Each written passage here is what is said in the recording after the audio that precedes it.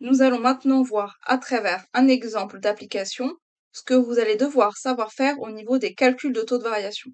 L'énoncé est le suivant. Calculez le taux de variation de f entre 2 et 7. Lorsque vous avez un tel énoncé sous les yeux, vous repérez déjà le mot taux de variation qui doit vous faire penser à la formule. Et une fois que vous avez écrit la formule, vous devez repérer B et A.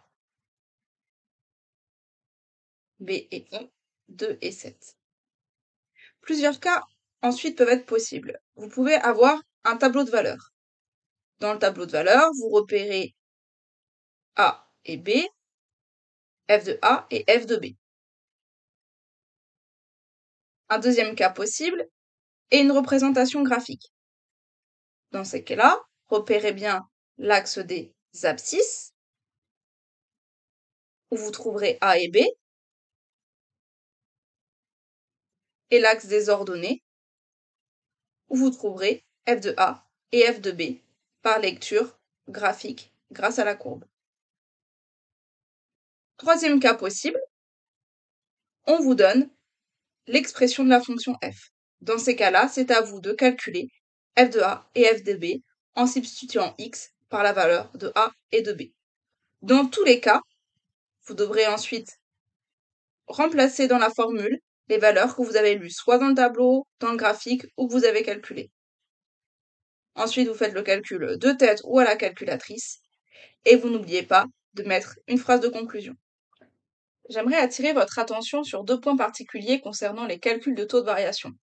Dans la formule que je vous ai donnée, on a utilisé la lettre A et la lettre B pour désigner deux valeurs différentes de la variable. On peut avoir peur de se mélanger entre A et B. Ce n'est pas grave, on va le voir à travers un exemple, on peut échanger les valeurs de A et B sans conséquence. On va juste retenir que A est en face de A et que B est en face de B.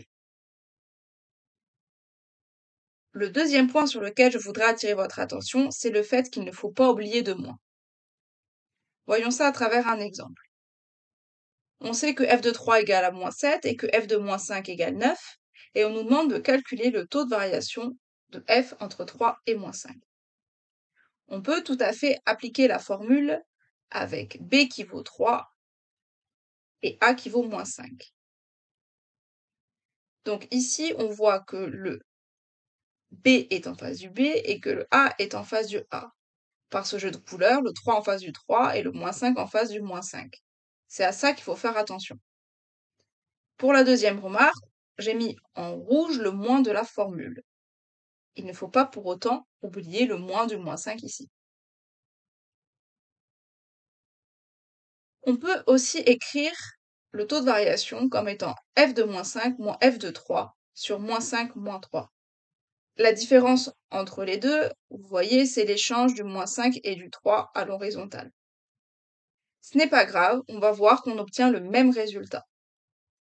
On a toujours ici le moins 5 en face du moins 5 et le 3 en face du 3. Dans les deux cas, on remplace les valeurs de f de 3 et f de moins 5, on fait le calcul de tête ou à la calculatrice, et on conclut par une phrase.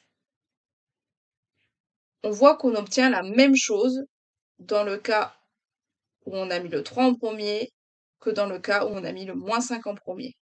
Donc peu importe, du moment où on met bien l'un en face de l'autre, les mêmes nombres.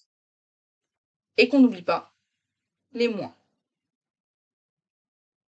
Que ce soit les moins de la formule ou les moins des données de l'exercice. Une dernière remarque, le fait qu'on puisse échanger comme ça A et B, c'est parce qu'en fait, on peut aussi le faire verbalement.